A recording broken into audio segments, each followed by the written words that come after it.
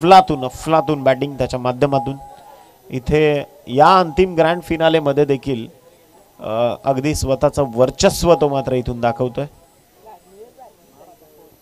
विजयाकरता 4 धावसंख्येची गरज आहे। करण मोरे मात्र सज्ज। इथे फटका पहा, बॉल चाललाय लॉंग ऑन, बाउंड्री लाईनच्या बाहेर षटकार। सामना जिंकलाय तो मात्र संकटमोचकाच्या नावाने खेळणारा पवन सूत नवली। थँक्यू।